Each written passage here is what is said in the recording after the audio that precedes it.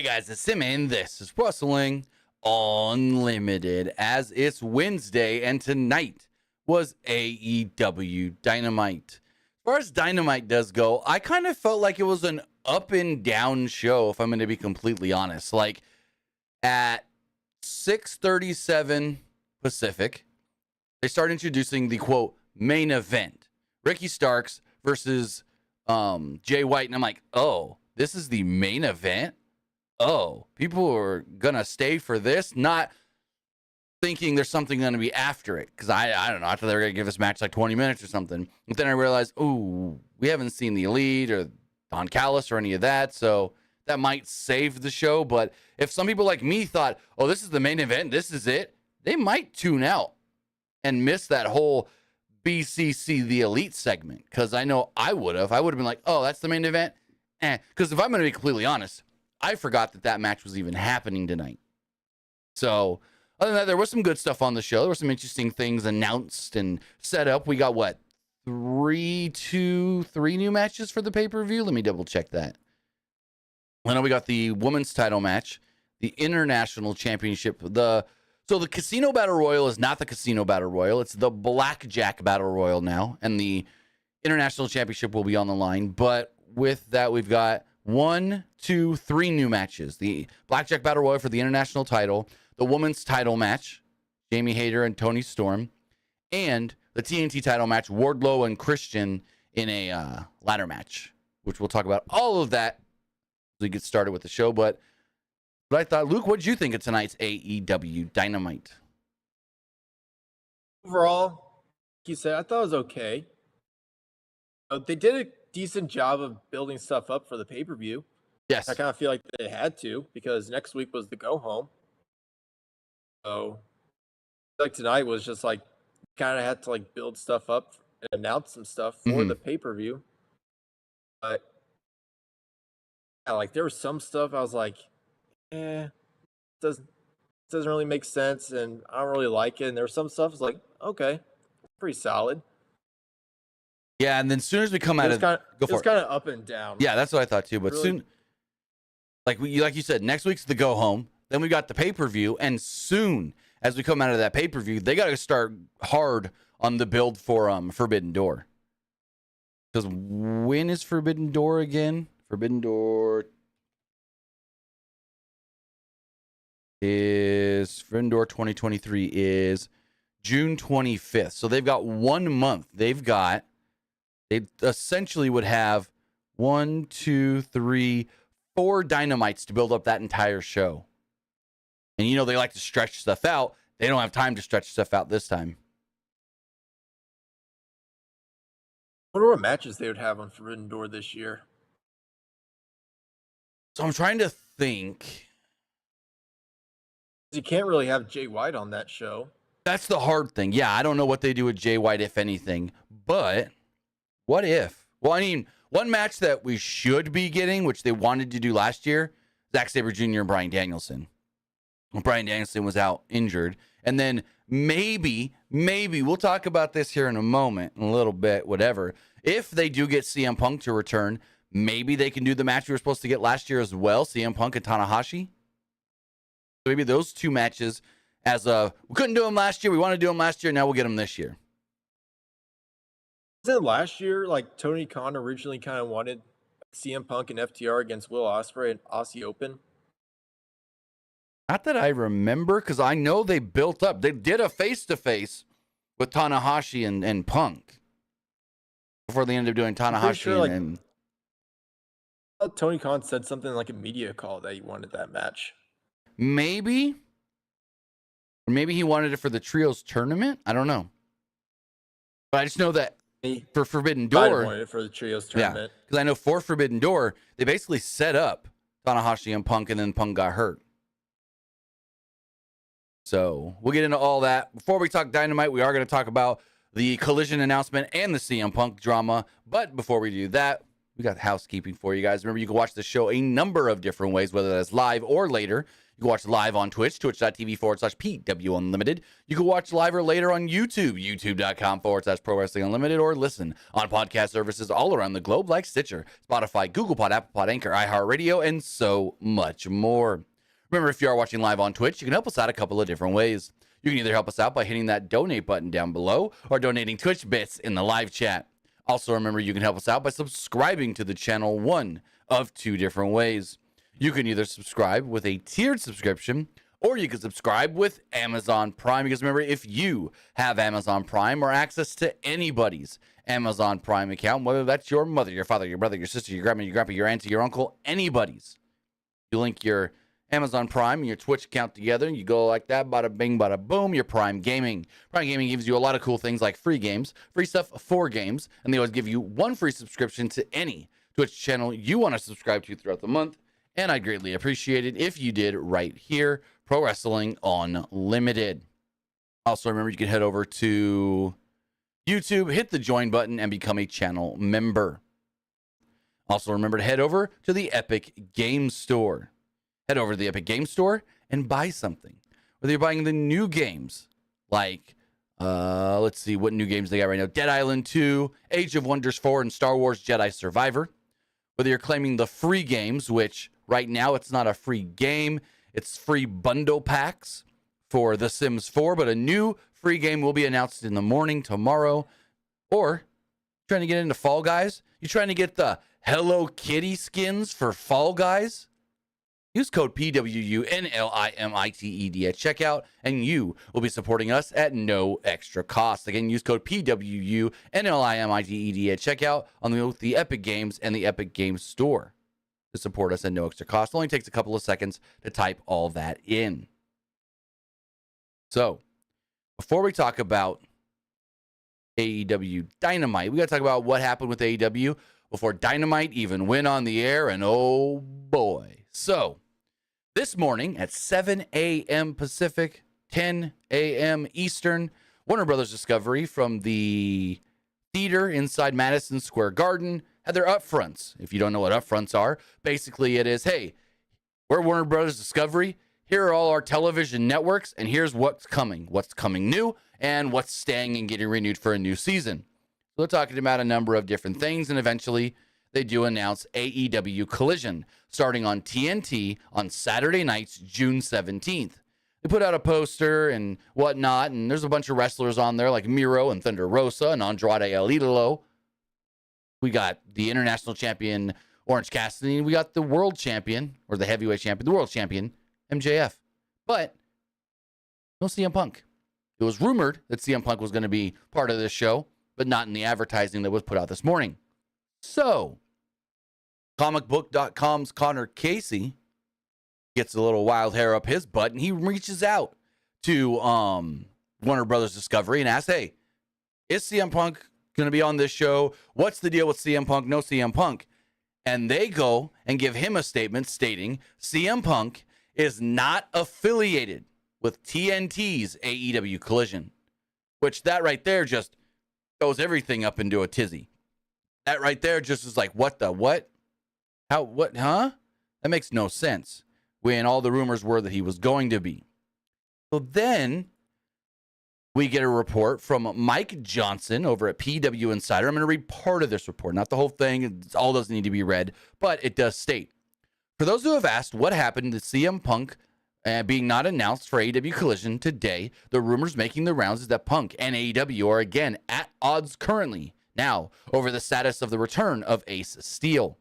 The belief among those we've spoken with is that Steel was expected to return in conjunction with Punk next month, working behind the scenes. However, the story making the way around backstage today at Dynamite is that the decision was made that Steel would not be working backstage at the actual Collision tapings.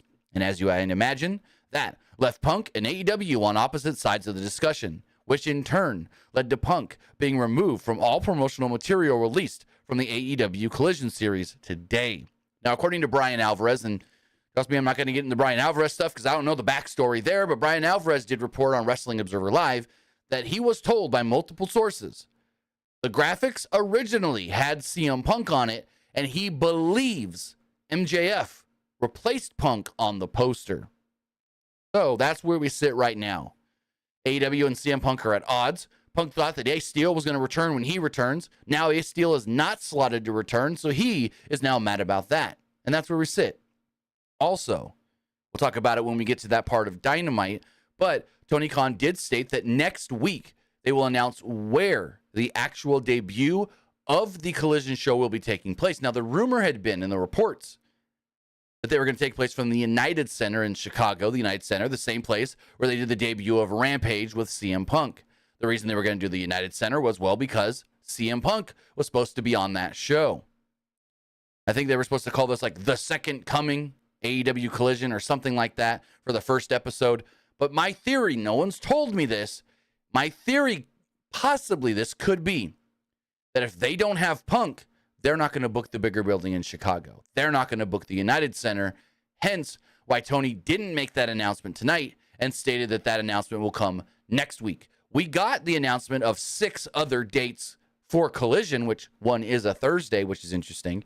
But yeah, that's everything going on right now with the announcement for Collision and the CM Punk drama. We do not know how much they're getting paid for the Collision show, but the rumor that came out today was that overall, with their Dynamite and Rampage deal and the new inclusion of Collision, they could be making over the next 5 years $1.2 billion from Warner Brothers Discovery. But Luke, what were your thoughts when they announced Collision? And did you hear about the Punk drama throughout the day as well?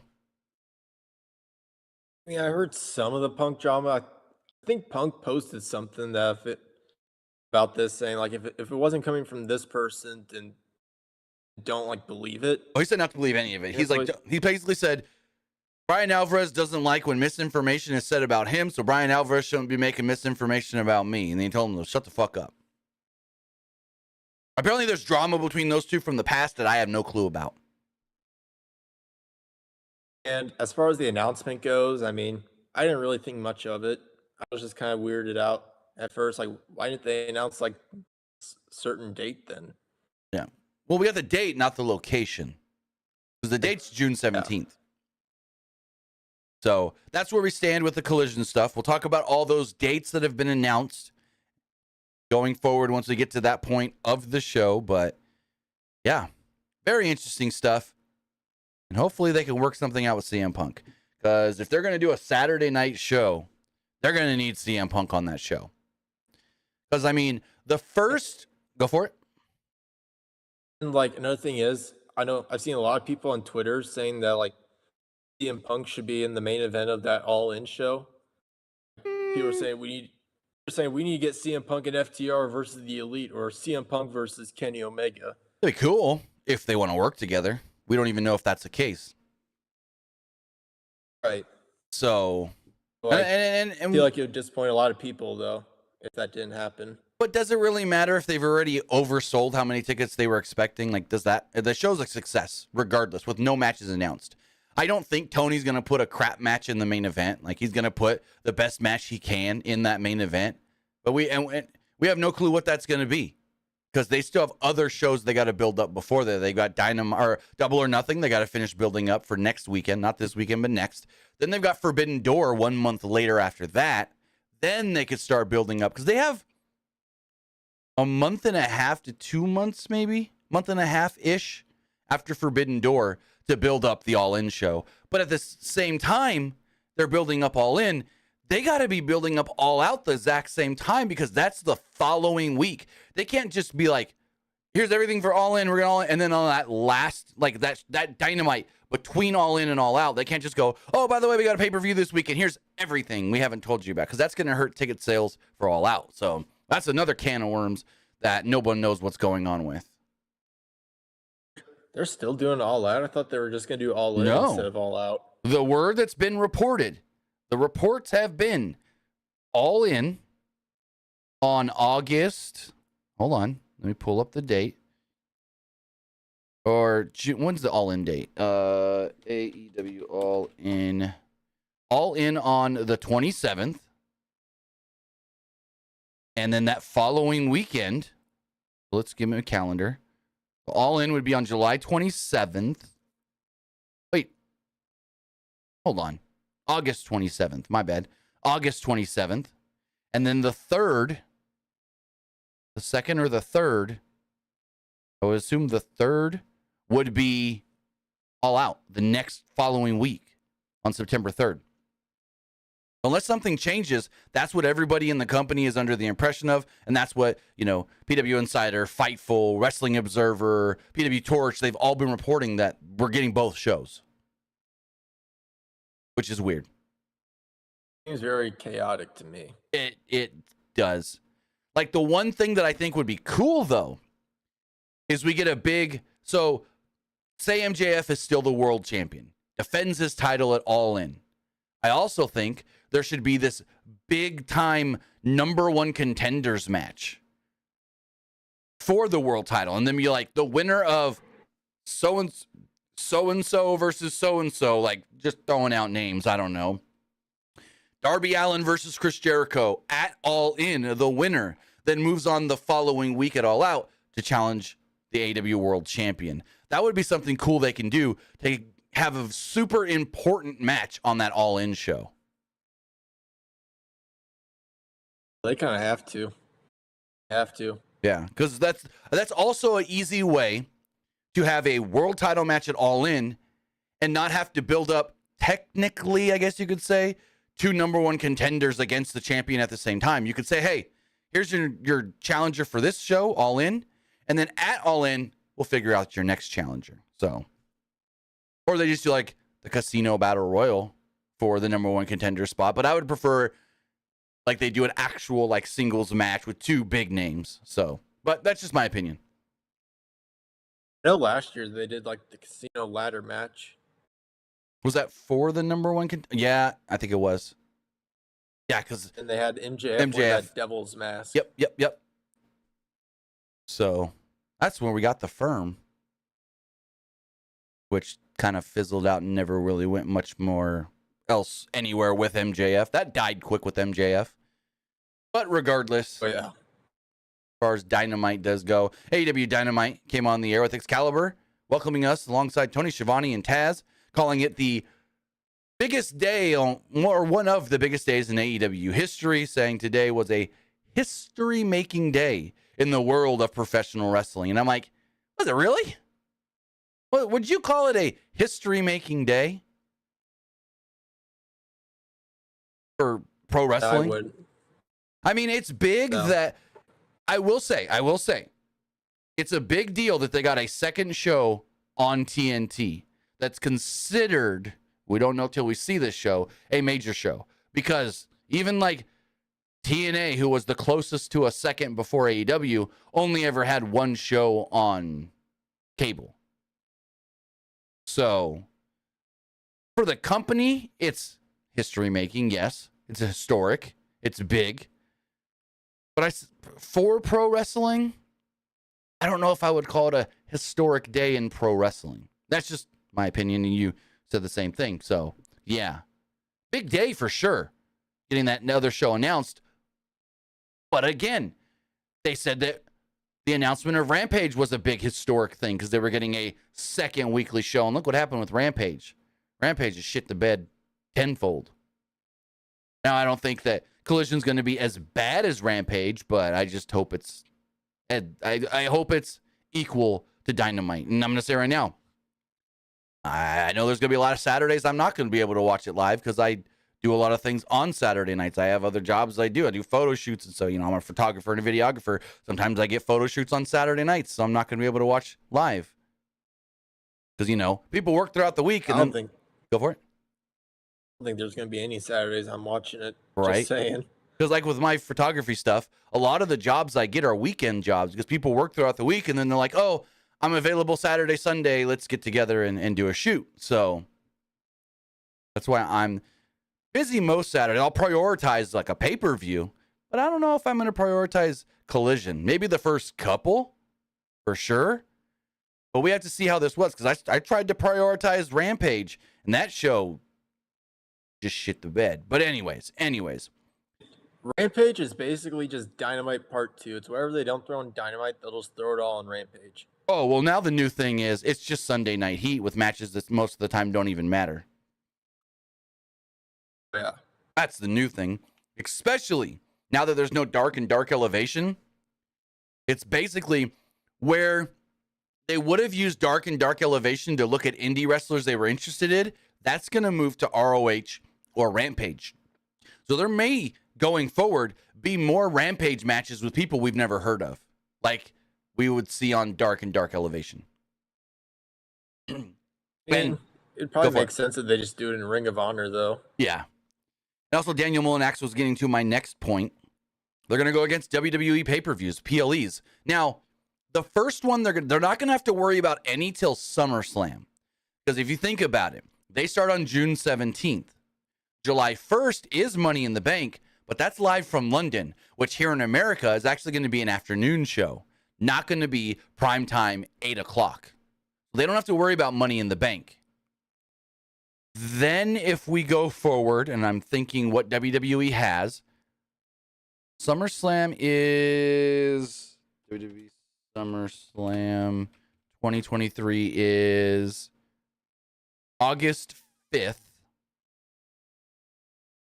So that's going to be the first one they're going to have to deal with. And then I think there's an NXT pay-per-view on a Saturday in August as well. Let me double check that.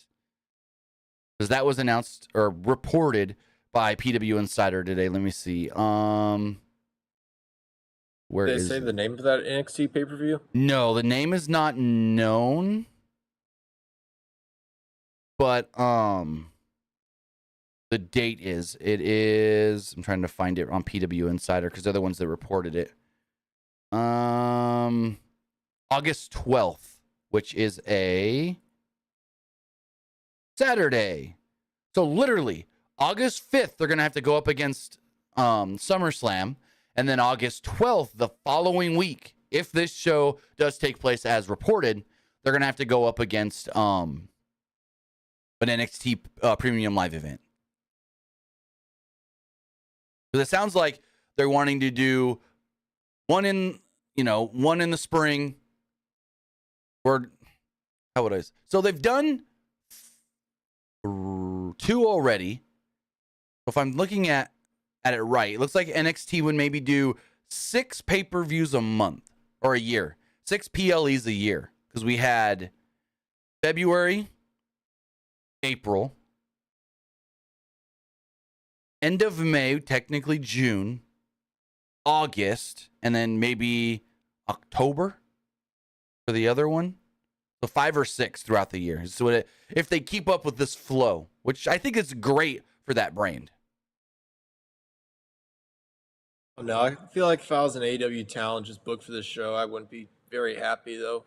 So according to Sean Ross Sapp on his podcast today, he has stated that some AEW talents are worried about being booked for Collision because it's going to eat into their indie bookings. As far as now, if they got to work Saturdays for AEW, they can't go work Saturdays for like a Defy or a GCW or an AAW. That's going to hurt some people that like to go out. And I was kind of thinking, there's a lot of like AEW wrestlers. They like to do like signings at like conventions and stuff. They can't really do that anymore. So it also kind of like hurt those conventions as well if you're not getting like any AEW people there. So most of those conventions that I can think of are like multi-day. So maybe they just can't get them for the Saturday, but maybe they can get them for the Sunday. I don't know. It's going to be very interesting because a lot of people's schedules are going to change in AEW if they're made to work the Saturday show. And I guess we could just talk about it now. I'll pull this graphic up on the screen really fast. They're not going to all be on Saturday. So Fightful originally reported that some of the collisions will not be actually live. And that some of the episodes of Collision will actually be taped on a Thursday. So if I pull this up on the screen here, these are 6 of the first 7 dates for Collision.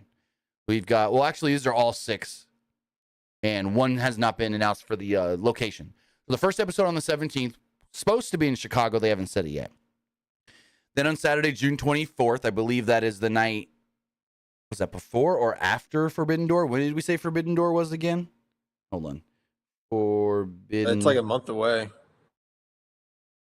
Indoor 2023 is like June 17th, I believe. June 25th. No. So it's a Saturday, a 25th. Sunday. So this episode of Collision will take place the night before in Toronto. Then the following week, a Thursday taping, which means it's not live, Hamilton, Ontario, Canada.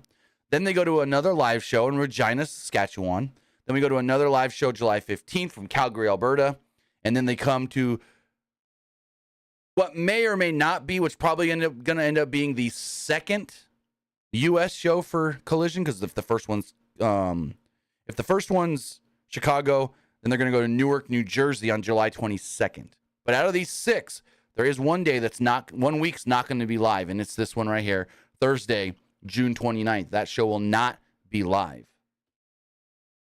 So that week, all them people that are working Saturdays for AEW can go, oh, hey, I'm open. GCW, what are you doing? AEW. I feel like it'd be better for the wrestlers if they just tape them on Thursdays, so on those Saturdays they can just do whatever they want. In theory, yes, but I know Warner Brothers Discovery wanted more live content, or as much as they can get. But I don't know why they're not all live on Saturdays. What's that Saturday that they're not going to be live? What's the date there? Let me look at that again. Because that's going to be interesting to see why. And maybe we do and we don't ever find out why that show is not going to be live that week. But look here, that date was again the week of the 29th. So what is that? June 29th. That would be July 1st. So the July 1st week is going to be a pre-tape show. It's also the same day as Money in the Bank. But regardless, we'll figure it out. They'll figure it out. They'll let us know what's going on. Just like with Rampage. Just hoping. Let's say, just like with Rampage. Sometimes they're live. Most of the time they're not. And this, I think, is going to be flipped the opposite. Most of the time they're live, and sometimes they're not. I'm just hoping this doesn't really affect a lot of like wrestlers. Right. As far as like them getting like more opportunities outside of AEW. Now, there is the possibility that, like, say there's a big GCW show coming up on a Saturday, and I don't know, or say there's a big Defy show. We'll use that as an example. Say there's a big show for Defy coming up on a Saturday, and they really want Swerve Strickland.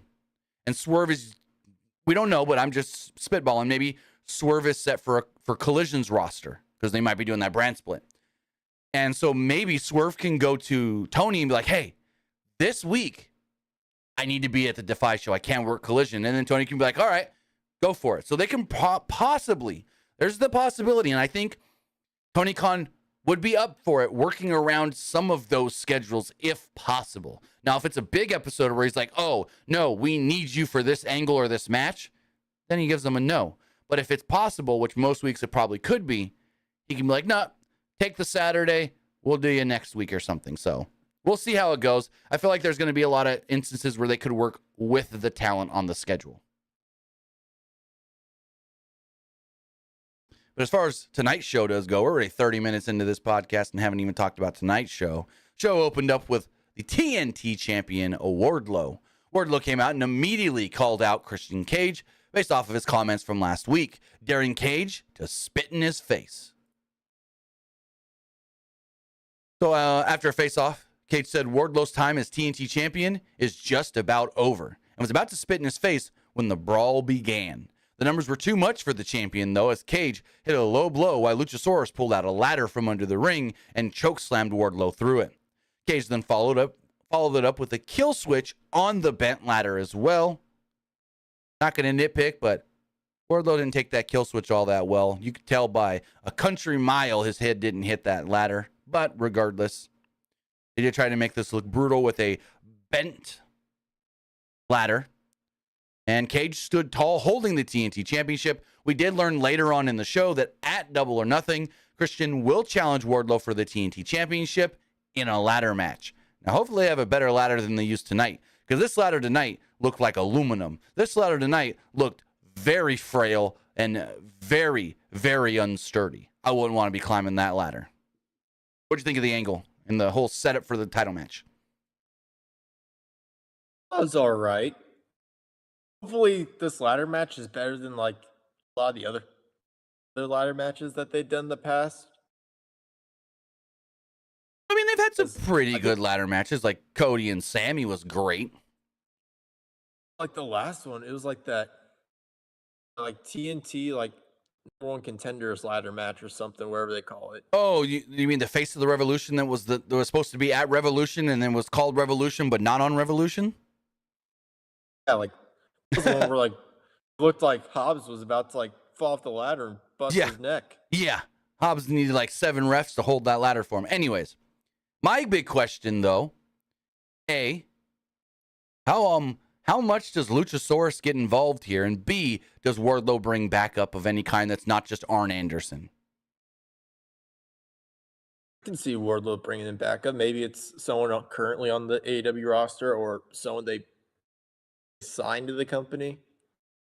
Because, I mean, Jungle Boy would make sense as his backup, but that's not going to happen. Jungle Boy's got a match in the Pillars 4-Way, which we'll talk about Jungle Boy looking like crap tonight as far as not being made to look like a legit challenger.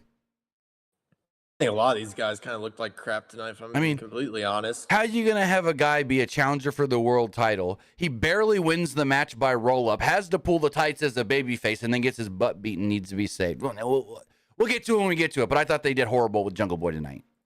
Or actually, I didn't hear them call him Jungle Boy much at all. It was Jack Perry. They're really moving away from the Jungle Boy name, but we'll get to that. Regardless, we'll get to that when we get to that. This match should be good. I'm just fearful that there's going to be too much Luchasaurus, and because it's a ladder match, really justifiably, the ref can't just go, "Oh, you're getting involved, I'm throwing you out." Well, there's no DQ. Also, I do want to say thank you to Esports Gaming 316 on Twitch. They subscribed with a tier 1 subscription for 13 months. They said, "We got some CM Punk drama even before AEW Collision starts." Yeah, we do. Remember, if you want to support the channel on Twitch, you can also do so by subscribing with a tiered subscription or with Amazon Prime. And also remember, you can also use that to get your comment, question, or concern read. And you can also donate a super chat on YouTube to get your comment read there as well. Excalibur briefly recaps all the actions of Don Callis last week against Kenny Omega, and then said that Don will be here tonight, and we'll hear from him. Now, speaking of the Pillars and the Pillars 4-Way for the world title, could they have done a worse job making the Pillars just have random matches that don't matter for build? Like, what are we doing here? What are we doing here? Having Darby team with Orange Cassidy against Lee Moriarty and Big Bill. What does that have anything to do with building up towards the title match? Sammy Guevara versus Exodus Prime?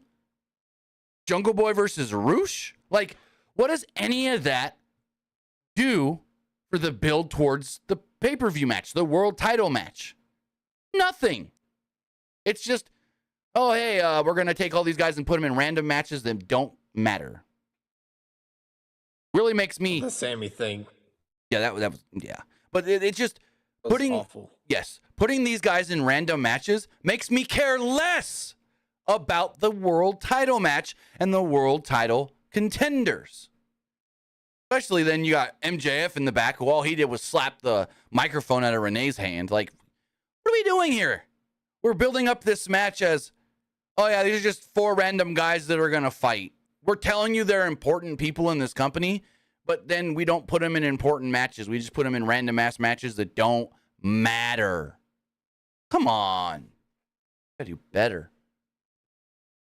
I'm already not interested in this match, if I'm being completely honest with you. No. Honestly, if this match is the main event, which it should be because it's the world title match, that to me doesn't feel like a strong main event. Like, Anarchy in the Arena should be the real last main.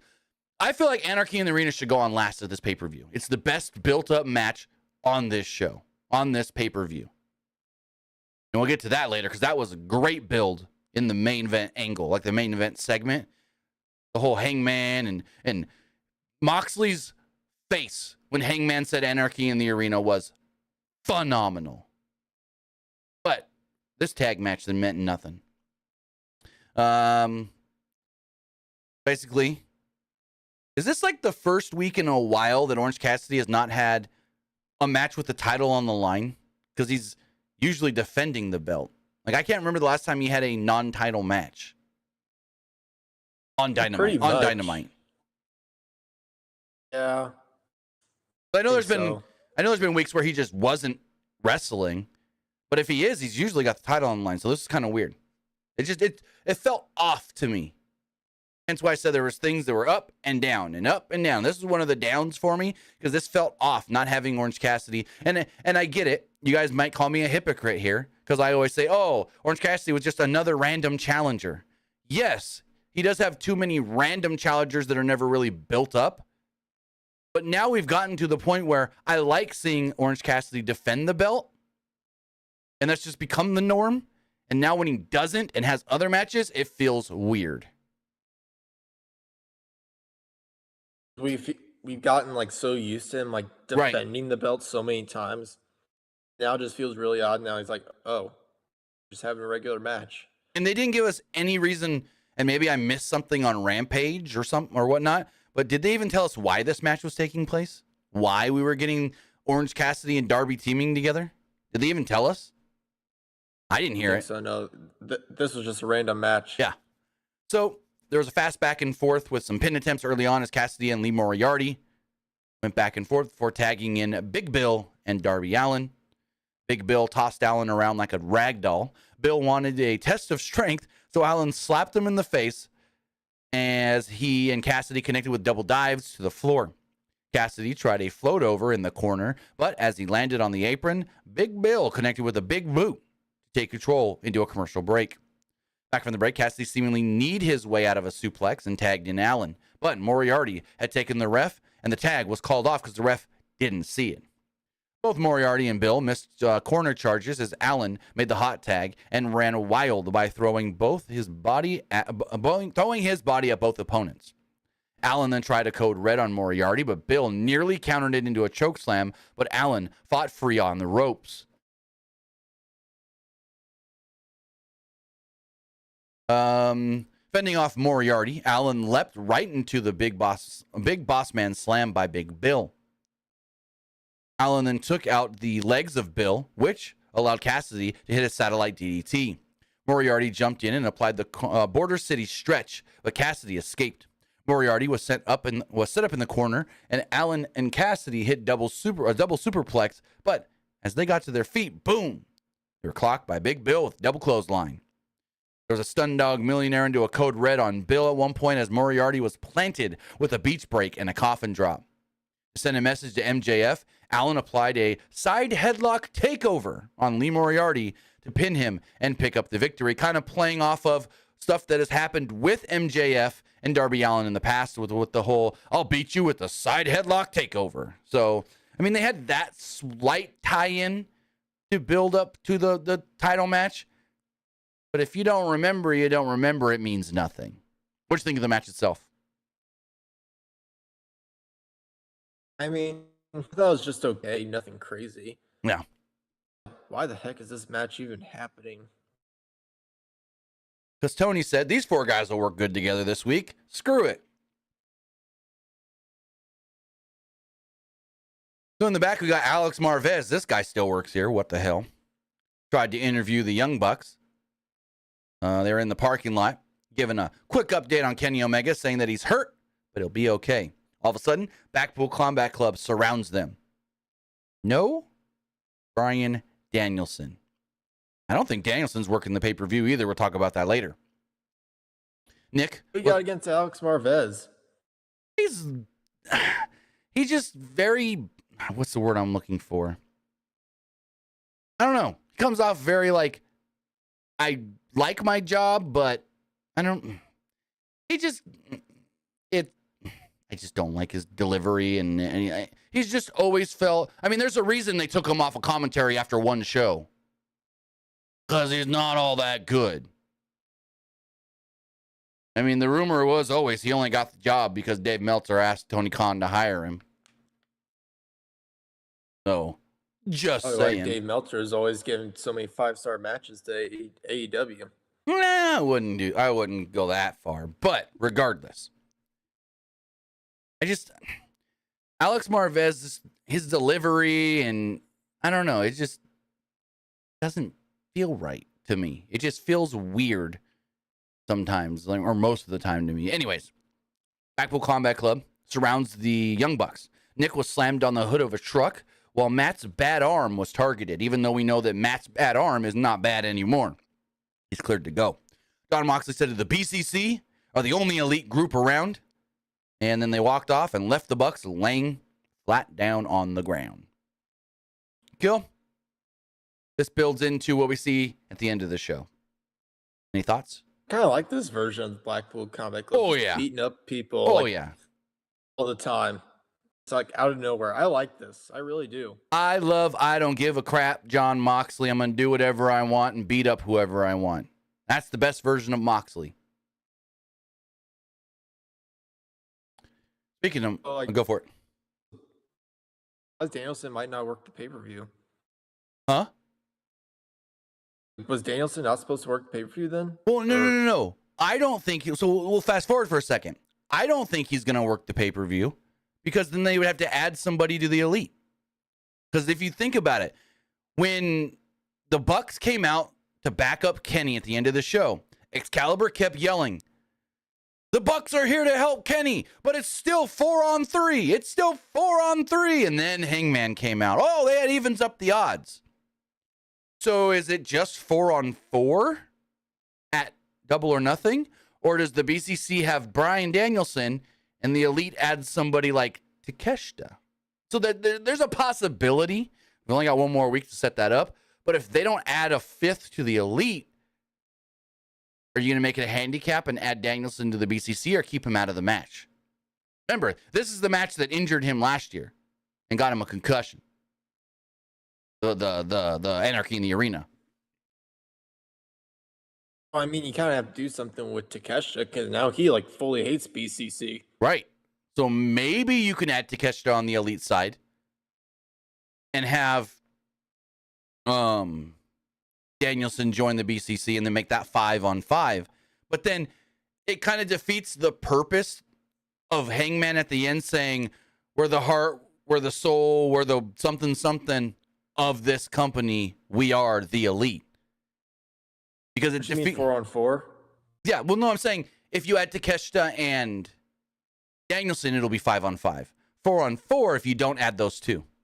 I might have said it wrong, but yeah.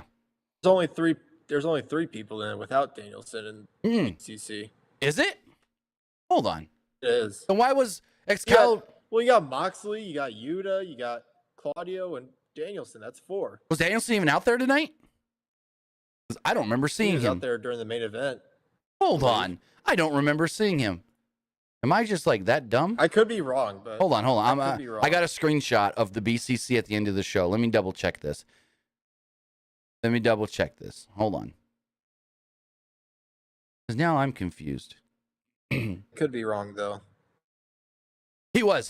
Danielson was out there. Strike everything I just said. I'm a motherfucking idiot. I must not been paying too much attention. Danielson was there. Never mind. Scratch that. It's 4-on-4. I'm dumb. I'm a dum-dum. Anyways. Speaking of Moxley, his wife was up next. Renee Paquette is trying to get a medical update on Wardlow from the doctors while Arn Anderson walked up, furious, slapping an ice pack away from Wardlow, asking what he's prepared to do. Wardlow said that he's willing to beat Christian at his own game and challenges Cage to a ladder match at Double or Nothing. Still, no word on if he's going to have backup. And I don't even know who his backup could be. On Spears, maybe? It would make sense with their history, but Spears has been helping Ricky against Bullet Club Gold. So, I don't know. It can't really be FTR, though. No, they got their own thing already. Because I see, I guess it is. I see Baby Ice in the chat saying FTR, so no. I We mean, the only logical person I can think of, it would have to be probably Sean Spears. trying to think. Let me look at the AEW roster real fast. AEW. Let me know in the live chat or the comments below, and we'll check these later as well, who you think could be, if he has any, Wardlow's backup. I'm looking at the roster, the men's roster. And I'm trying to see babyface wise, because he didn't need a babyface. I mean, it would kind of make sense, but I wouldn't think it would really be that effective and people wouldn't care. But he's got Arn at his side, so maybe Brock Anderson. When was the last time we've even seen Brock Anderson? He and Brian Pillman Jr. are now a tag team. And I think they worked like the last couple episodes of Dark and Dark Elevation or something. I know there was a social media video with them recently together. Yeah, I'm looking at the roster here and like no one makes sense. Keith Lee? I don't know. I'm just looking at baby faces now. But he's doing a thing with tag teaming with Dustin. He's not a baby face, but no, that wouldn't make sense. I'd say Lance Archer, but because you also need somebody that can be physically opposing to Luchasaurus. You don't want to bring someone in like a Brock Anderson who Luchasaurus is just going to smack with his pinky and knock out. Because correct me if I'm wrong. I don't know if it's that big-ass shoulder thing. Luchasaurus looks way bigger and way scarier than he ever has. Like, he looks just... And maybe it's that big shoulder thing. It's his new attire. I think so. But he looks scarier in a good way.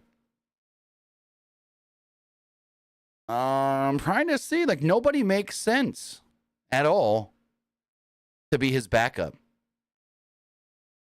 Maybe he doesn't have backup, and he's going to go it alone. Maybe he does have Sean Spears. Sean Spears is literally the only one, like you said, Sean Spears. It's the only one that makes sense to me because of their history. Maybe that Sean Spears and Ricky Starks thing, maybe that was just like a one-time thing. We haven't seen it since, so yeah. And like, you can just have Sean Spears just come out with the chair and just beat the crap out of Luchasaurus. True, the chairman. So, you go backstage again with more Renee Paquette with Orange Cassidy. She asked him about Kyle Fletcher attacking him last week. Cassidy said, well, hey, I've told Tony Khan, whoever wants to challenge me for this belt can challenge me for this belt. And then Renee goes, well, I have been told that 20 people have gone to Tony Khan about wanting to challenge you for the belt. Orange Cassidy then goes, I'll fight them all. How about we do this? You add me to them 20, that's 21. That's Blackjack at Double or Nothing. Let's do for this belt the Blackjack Battle Royal. So instead of it being called the Casino Battle Royal, it is now called the Blackjack Battle Royal, and it will be for the International Championship at Double or Nothing. Cool. Well, how would that work then? What do you mean? Just like whoever draws like the Blackjack will be like the last entrance? I feel like it's going to be the champion. There could be the Joker. Number 21, I don't know. I feel like it should be the champion comes out last, maybe. The 20 challengers, and then the champion gets to come out last. Champion's advantage, maybe, coming out last. Just a thought. They didn't really state. They didn't tell us who or any of the rules. I wonder if there's going to be anybody new in this Battle Royal. I would assume, potentially, like... I mean, I wouldn't call Kyle Fletcher new, but he's not on the roster. And I would think he's going to be in this match since he attacked Orange Cassidy last week. But, I mean, you can have guys like the Lucha Bros in this. The Acclaimed right now ain't doing anything at the pay-per-view. You could throw both of them in this Battle Royal. Hardy Boys, Isaiah Cassidy. So, yeah, you have a number of people you can throw in this Battle Royal and make it very interesting. I mean, I guess you can put like Juice Robinson in there because I highly doubt Juice and Jay White. Well, yeah, no, you can do Juice and Jay White. You can throw Ricky in there and have a little thing with those three where they eliminate Ricky teaming up against him or something. Yeah. I have no clue where that whole thing is going to be going. Yeah, I don't know. We'll get to that later, but Yeah. I just don't know where that's leading. So we finally got our next match. It's Sammy Guevara versus Exodus Prime, and this was what you would call a super quick squash. Basically, Guevara hit him with a jumping knee, a GTH, and picked up the victory. That was it. That was the whole thing. I guess you could say it did make him look strong going towards the pay-per-view, but it's against a nobody. And there really wasn't anything that, I mean, he talked afterward and said, I'm going to win the belt and blah, blah, blah, but I don't know. Guevara took the mic and talked about the old days in Texas, saying everything he went through made him what he is today. Guevara talked about a few wrong turns, taking him to the right place, which is double or nothing.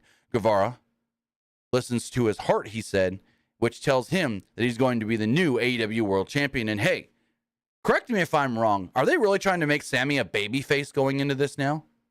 Is it supposed to be like the heel MJF against 3 baby faces? That's what it seems like.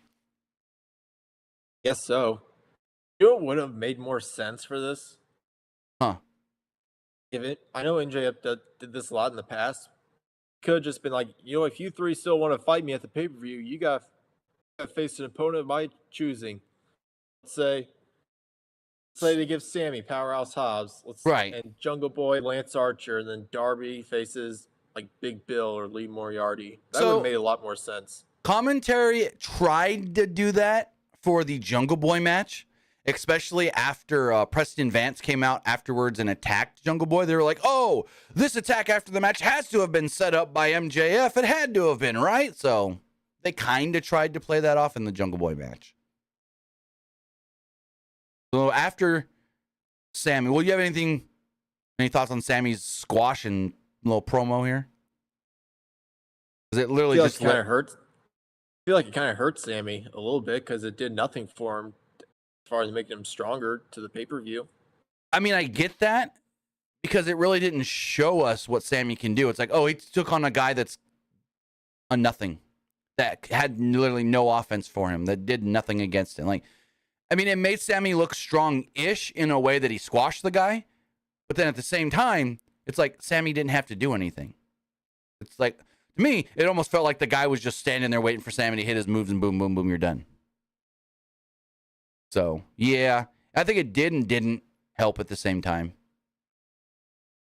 So then we got a History of the 4 Pillars match, or a video, where I've seen a lot of people on Twitter saying that they don't like them being called the 4 Pillars because the word pillars is such an old term that to today's generation, they don't understand what that means.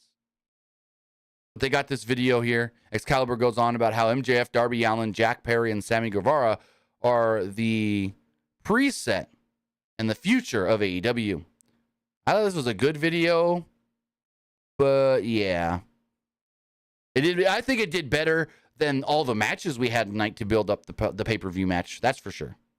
Because it, unlike the matches, made them feel somewhat important to the company. Right. I honestly don't like how they gotta use some like fancy term to like try to make it seem like, I don't know. I kind of feel too much into it. Kind of like the 4 pillars. I don't like how they gotta try to be all fancy with it. I know what you're getting at. I think you have the same thought as me. Every time I hear somebody say the 4 Pillars 4-way for the title at the pay-per-view, my first thought is, okay, so is there some sort of like a stip to this match? Is there some sort of special rules? Like if there's no rules, if there's no special stipulation other than it's a title match, why do we have a fancy name for it? Because that's just, to me, putting more expectations on this being some special style, some special type of match, and then it's just going to be a random regular 4-way. I think that's the one thing, and I don't know if that's how you're feeling with the way you just said that it just feels too fancy and stuff. That's what I always think. Every time they say the Pillars 4-way, I go, okay, so what's the special rules if you're calling it that? Well, there isn't any. Well, then just call it a regular goddamn 4-way. That's what I'm saying. Probably just their way of trying to feel like different than all these other wrestling companies, because every other company just calls it like a fatal 4-way. Right. For them, it's like, oh, we don't want to be like them. Let's just call it a 4 pillars. Tony likes adding fancy names, and it's just like last week, which it made sense though when we saw Claudio versus Phoenix in the Double Jeopardy match. Like, he always likes adding stupid names like that, but at least that one made sense because there was a reason why it was called Double Jeopardy. A title shot for either man's belt was on the line. Tony Schiavone then introduces Jay Lethal's Jeff Jarrett, Satnam Singh, and Sanjay Dutt. As they were making their way out to the ring, Dutt came out with 2 guitars, each having FTR's names on them. Dax Harwood and Cash Wheeler then ran out, and they attacked from behind, sending Satnam off the stage through a table. They attacked Jarrett, Dutt, and Lethal. Wheeler got in some chair shots on Jarrett, while Harwood stripped Lethal out of his suit. As FTR were about to hit the Shatter Machine, or the Big Rig, whichever we're calling it this week, in would come the AEW debuting Karen Jarrett. Karen would jump in the ring, well, slide in the ring, get in the ring, whatever you want to say, and low blow Cash Wheeler from behind. This then led to Jeff Jarrett hitting a stroke on Dax Harwood. Satnam Singh then came down to the ring, ripping his jacket in half, and he planted both members of FTR with a double choke slam. Lethal and Jarrett then hit simultaneous guitar shots on FTR, who crumbled on the mat. Sanjay Dutt then played a broken guitar as Lethal and Jarrett stood tall with Karen between them, holding up the AEW World Tag Team Championships. I actually really like this.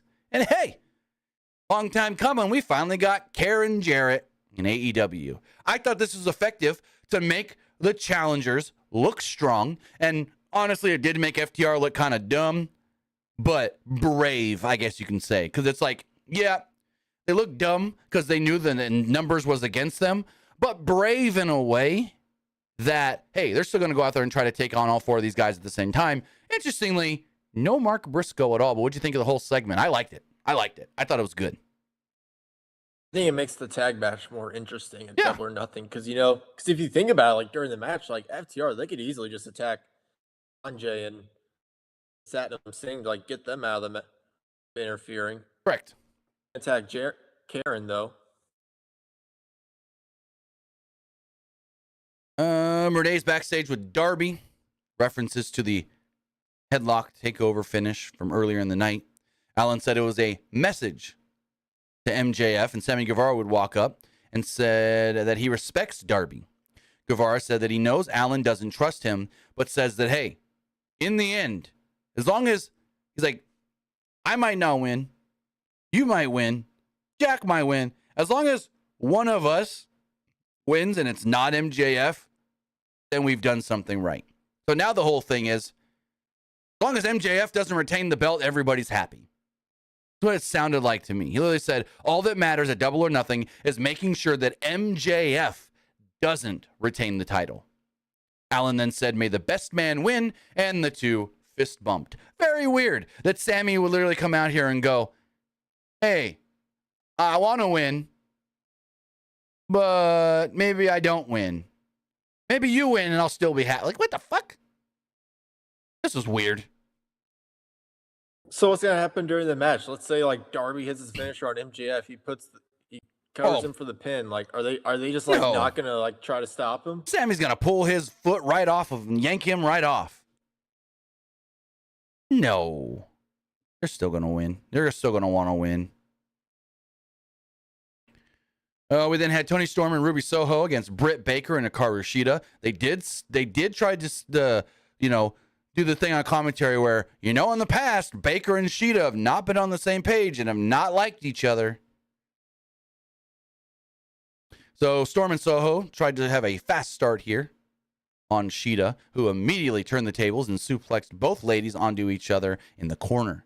Storm was sent outside as Shida connected with a missed dropkick on Soho. An enziguri on Storm led to a tag to Baker, who clocked Storm with a ripcord elbow. Saraya then tripped up Baker, which allowed Storm to hit a charging hip attack to the floor, as Saraya got in some cheap shots. They also let us know that Jamie Hayter is not cleared to compete, and that's why she wasn't out here tonight. Baker was isolated during the picture-in-picture break, but she did hit a charging neck breaker into a double down spot. Shida and Soho made tags in and slugged it out with Shida getting the better of it with some right hands to everybody, even Saraya at ringside. Shida followed this up with a crossbody to the floor on all members of the Outcast. There was a question mark kick that sent Storm to the floor as Soho was planted with a Falcon Arrow. Shida then hit a Meteor off the top to Soho, but Storm broke up the cover.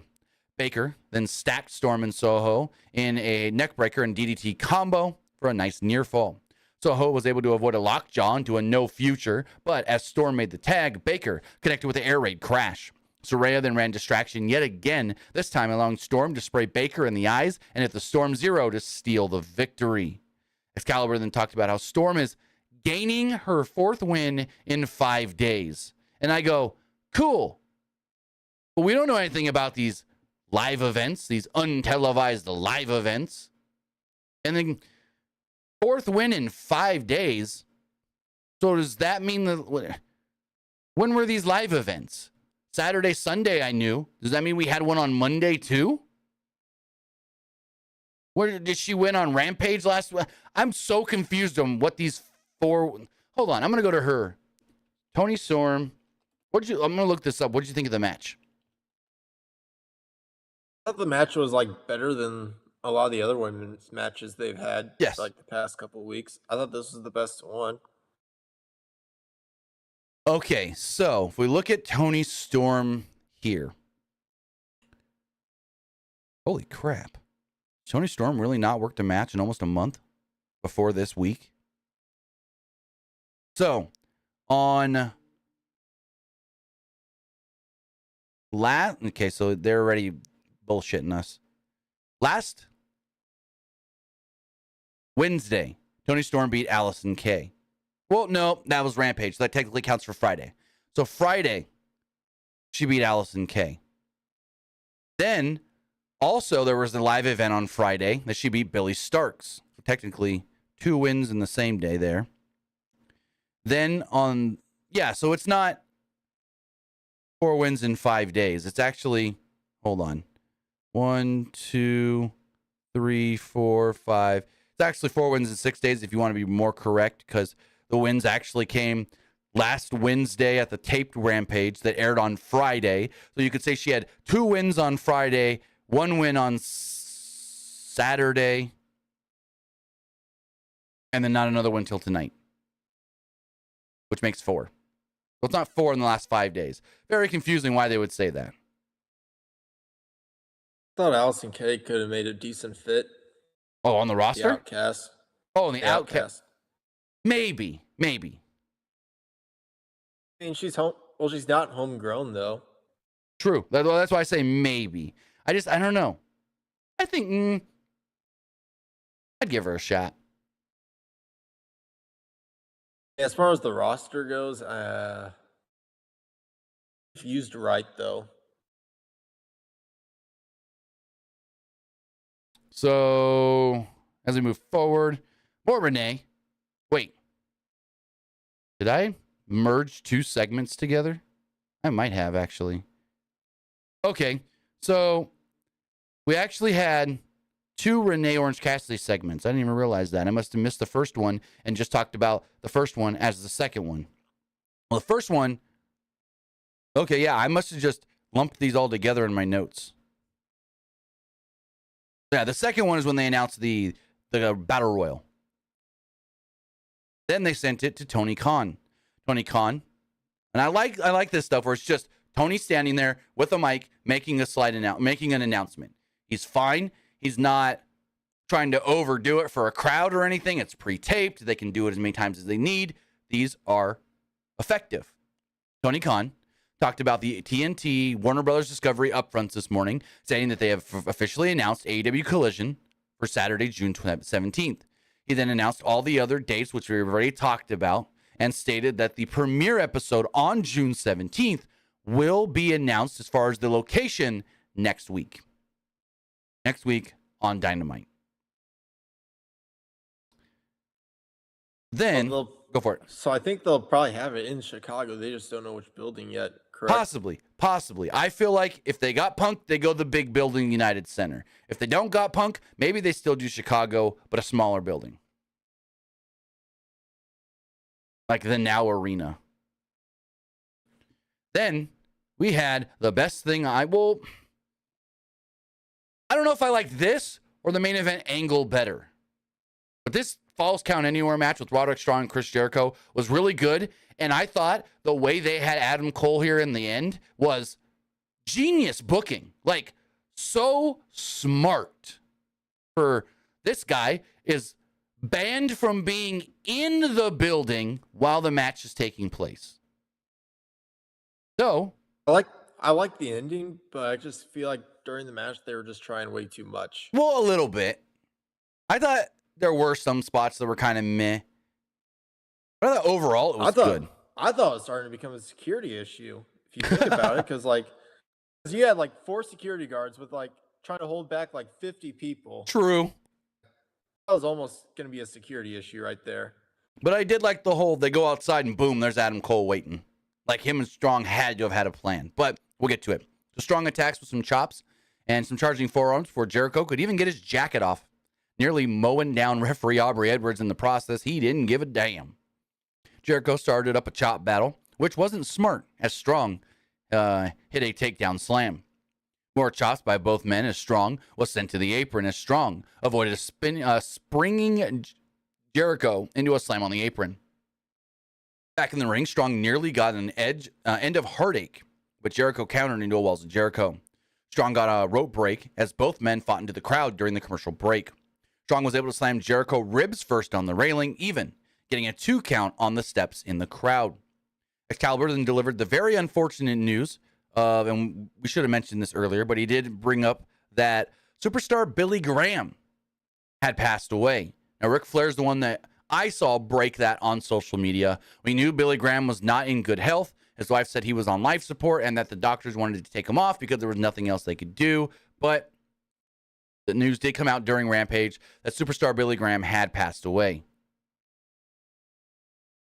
Taz and Shivani also sent their condolences. Also, if you guys don't know much about Billy Graham or want to go back and see more Billy Graham stuff, on Peacock, there is a Billy Graham WWE DVD documentary called 20 Years Too Soon, the superstar Billy Graham story. I watched it a couple years ago. It's pretty good. So if you don't know much about Billy Graham or just want a Billy Graham refresher, that's a good one to go watch. It's on Peacock. I double-checked. So Strong and Jericho continued their brawl into the crowd as Jericho slammed Strong through a table, and both men fought into a stairwell, fighting under the ledge with Jericho charging and tackling Strong down. You could tell that they were kind of worried about being on this ledge because the way Jericho tackled Strong was in a way where it's like, I'm going to do this very nice and slow and soft so we don't fall off. It's like that ledge next to like the stairs and stuff. Mm-hmm. Yeah. I thought somebody was gonna like fall off and like hurt something. I thought Roddy was gonna like have a spot where he fell off of it because I wouldn't see Jericho doing it, but I could see Strong wanting to like, oh yeah, let's do a cool spot where I fall off and stumble down the stairs. Yeah, that'd be too dangerous. I mean, Brock Lesnar threw Zach Gowen down a flight of stairs in a wheelchair back in 2003. That was very dangerous. Because Gowen just said, send me. I can't protect myself. Think about it, because he's in the wheelchair. I saw that. He's in the wheelchair just I remember watching that live being scared as shit. I mean, I didn't really watch much of WWE in the 2000s, but I do remember seeing that, and I was like, holy cow. Yeah, no, Brock... That was prime Brock don't give a crap anymore as well. So Brock literally had the wheelchair and he's like, you're going to go for a ride. You're going to go for a ride. And he just threw him down the stairs in the wheelchair and Gowen just went hurling. Yeah, no. Anyways. So, both spilled back into a sea of the crowd. I think this is where you were like, the security's trying to hold back all these people. Jericho. Yeah, there's like 4 security guards and there's like 50 people behind them. They're like, all right, everybody's got to stay back. Yeah. They could literally just all just charge security. No Very problem. true. Jericho had a chair, but Strong threw plastic cutlery and ice cream in Jericho's face. Schiavone then reacted to Mr. Softy. And that was pretty funny the way he yelled it. Jericho dug into the trash can to clean his face, which was questionable. You're going to go get in some dirty stuff to clean your face. I guess he was just looking for a napkin. Strong then was bleeding from the shoulder. Not sure where that came from. As they started to trend towards the outside of the building. Eventually, they're outside the building, and boom, there's Adam Cole. Jericho turns around and gets beaten the hell by Jericho or by Adam Cole. And I loved this. I love this because they're like, wait, this is like so smart by Adam Cole and Roderick Strong. Cole can't be in the building while the match takes place, but nothing says he can't get involved outside the building.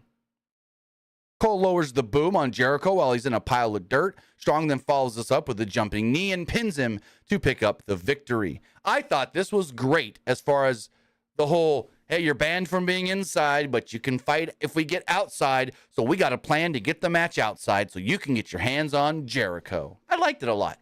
I liked, especially, like I thought the match as a whole was good, not great, but I really liked the creativeness of the way the match ended.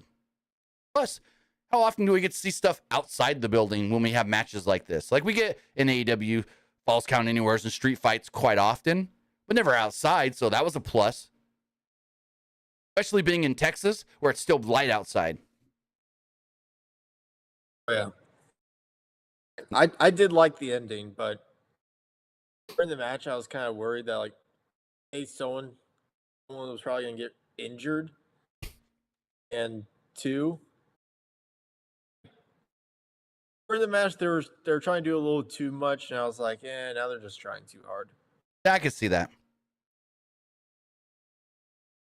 So then we had Jungle Boy Jack Perry versus Roosh. The match itself was good. I got annoyed with Tony Schiavone every 2 minutes. Oh, that Jose, he's a bad guy. Oh, that Jose, he's a dastardly guy. Oh, that Jose's not a good guy. Like, okay, we get it. Tony doesn't like Jose. So early on, Roosh wasted no time attacking Perry at the bell on the outside. Jose then pulled the cable cord out from under the ring. Well, actually, this was before the bell, I believe. He pulled the cable cord out from under the ring as Roosh continuously slammed Perry's head against the barricade. This attack led to Perry being busted open. Yes, Jungle Boy bled, as Perry never even got out of the gates before they went into a picture-in-picture break.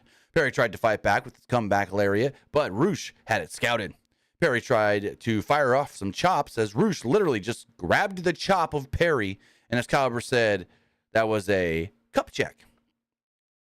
Kept on going. Referee didn't really do anything about Jose keep on getting involved. Perry and Rush then fought up on the second rope and continued their chop battle until Perry threw headbutts and a Hurricane Rana. Jose then grabbed the leg of Perry again right in front of the referee, and the ref did nothing as Perry ducked a charging Roosh and sank in the snare trap. Now, funny, he's got the snare trap in, and at one point, Taz mentioned that he's got to sink in that S grip, but with Taz's New York accent, it didn't sound like he said S grip. He sounded like he said ass grip. Just me. I don't know if you heard the same thing, but it's like, oh, I can't do a good Taz impression, but he's like, he's got that, got to sink in that ass grip. But I know he's trying to say S grip, but his S sounded like ass.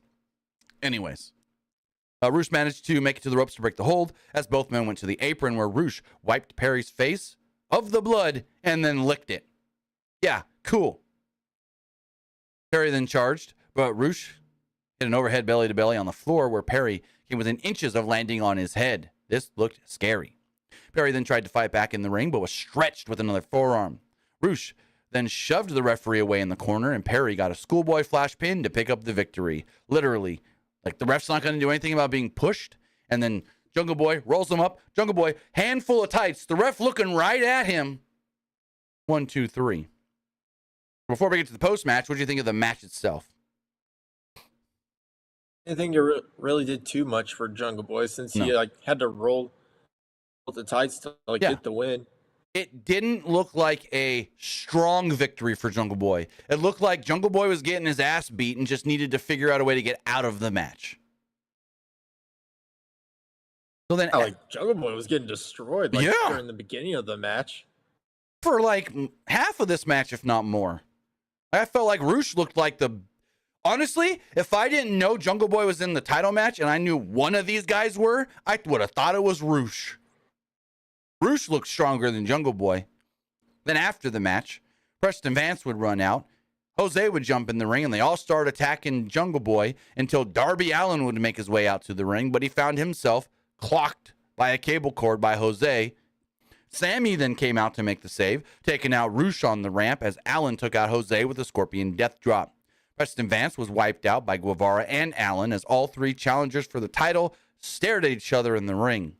Boy, was this dumb and hokey and bad. And now it's just more solidifying hey, as long as MJF doesn't walk out the champion, we're all cool. Like, we're going to work together to make sure he doesn't win. Yeah, well, that's going to blow up in your face. You might as well just do an elimination match and just be like, hey, let's just all team up on MJF and then get rid of him. Now it's free for all. Yes, but I don't see MJF losing, and then I like where you're coming from there. Get rid of MJF, and then there's going to be a new champion. They're going to fight for it. I just don't think MJF loses. He shouldn't lose. If you're being completely honest, I think it's too early to take the belt off MJF. If you're going to take the belt off him, I feel like you have to put on someone like a Kenny Omega. Well, you basically just said my point. I agree with it's too early, and also don't think any of these three guys are strong enough to hold that belt. So I know some people saying like Darby though, because it would look cool on Darby, but like I don't think I don't think Darby's ready yet. Here's the thing. Here's a question. Here's a hypothetical. Say they go into the match and MJF is injured. MJF gets cleared to work the match, but has to lose because he's got to take time off. Who would you put the title on of the other three? If that's a scenario where MJF can't retain the belt because of like injury or something. Yeah, it's hard. It's hard. I mean, probably Jungle Boy, because they keep saying like Jungle Boy, like he has to win a title, so you can just put it on him. That's the one I would do too. Sammy, he's for too long been the lackey of Chris Jericho, and Darby just seems like the random, hey, we need somebody for a good match, throw him in there. But yes, he's been TNT champion a number of times and did great at that. I just don't see him as the guy. At least not yet. I mean, I think he'll definitely be the guy someday. Like, just not yet, though. Yeah. Speaking of MJF, Renee Paquette approached him backstage after seeing what had just happened. She asked him how he feels ahead of the title match at Double or Nothing. MJF slapped the microphone right out of her hand. She got like a kind of scared look on her face, almost like what was that for? And there we go. He walked away. Cool. That was all we saw of MJF all night. Kind of dumb. I feel like they're trying to make it seem like, he's worried. MJF might be screwed here. He's worried that they're going to all team up on him, yeah. So he doesn't even want to talk about it. We got footage of Jamie Hayter being injured last month by Toni Storm, who was standing by with Renee Paquette backstage. Storm said that she's setting records. 4 wins in 5 days. Well, actually, no. Technically, if you want to be even more correct, it's 4 wins in a week because her first win came 1 week ago. But regardless, TV, weekend, whatever.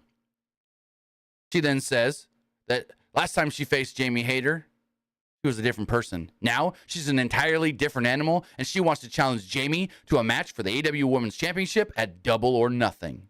And we learned that match did officially get announced. I mean, gotta give Jamie an opponent, so they're gonna hold off this like women's like blood and guts thing till like blood and guts.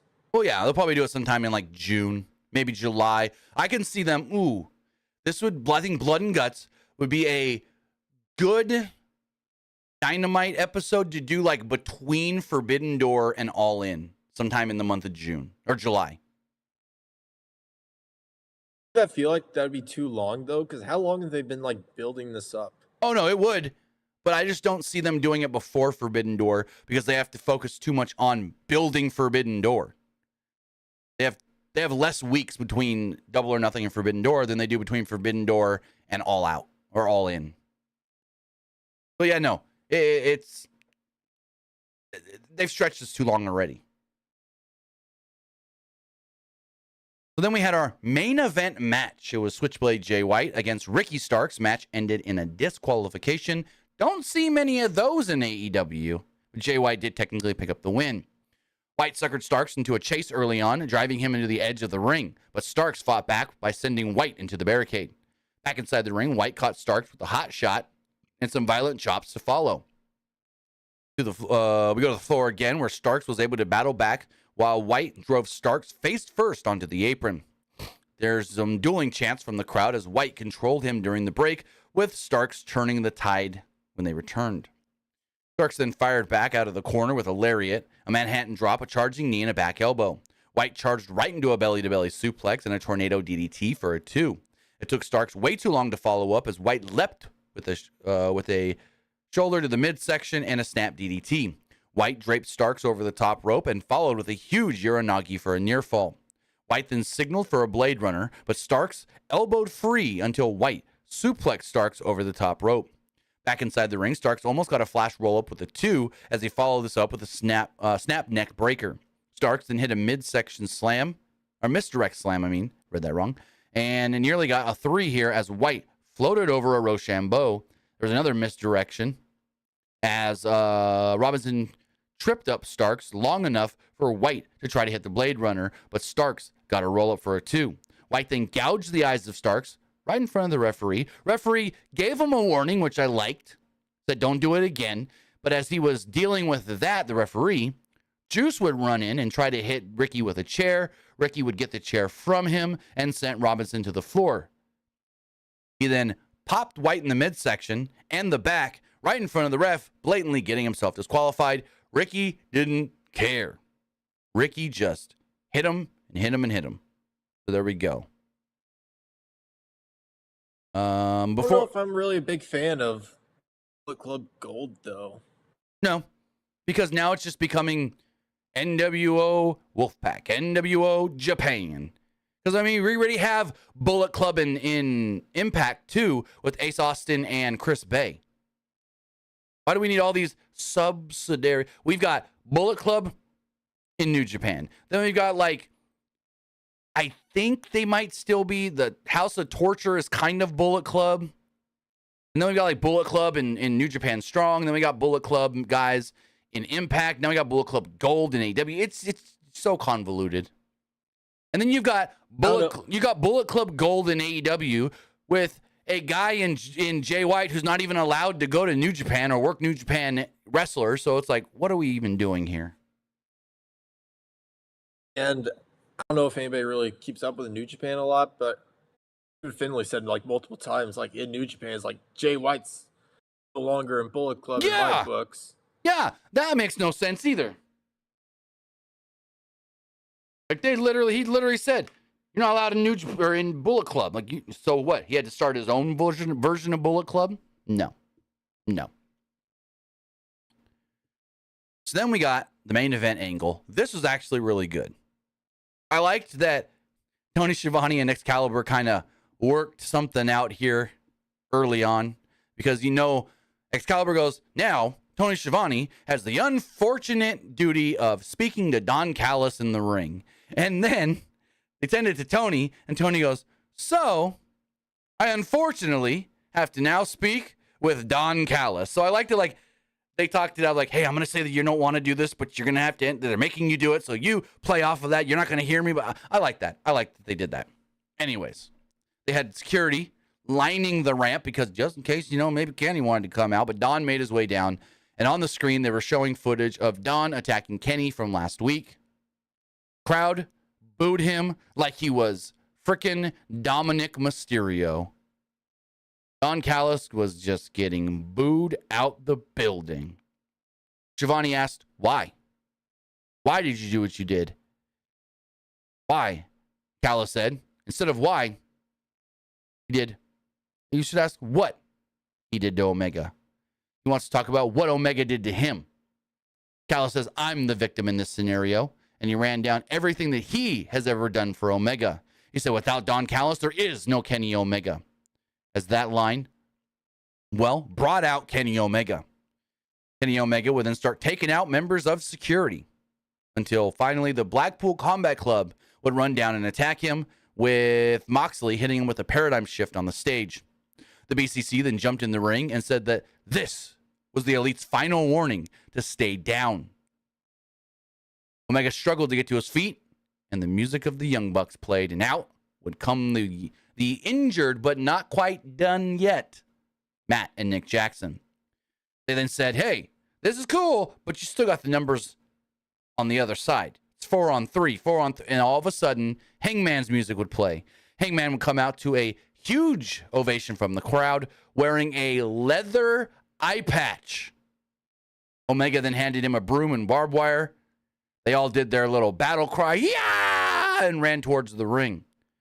Brawl was on as the Elite took turns beating up Wheeler Yuta in the ring as the Bucks hit a BTE trigger and Paige hit the buckshot lariat. Paige then stood next to the Bucks and Omega and said that they are the heart. Oh, hold on. I didn't write this down in my notes, but I have the tweet. They said, or Paige said, we are the heart. We are the soul. We are the spirit of this place. We are the Elite. He then said, at Double or Nothing, it will be the Elite versus the Blackpool Combat Club in Anarchy in the Arena. We then got this. I'm going to pull this up on the screen. We got this face from a scared-looking Jon Moxley as that was announced. I also like Claudio holding Wheeler Yuta in the back like his little baby boy. He's like, oh, come see Daddy. I'll take care of you. But yeah, I thought this was a great segment. I thought this was fantastic. This is the match we all expected to get announced, and bing, bang, boom, there we go. Very effective. What did you think? Oh, yeah, I absolutely love this segment. I really did. I thought everyone did really well. Hangman, with that intensity, was... give him all the stars in the world for that. His intensity was fantastic.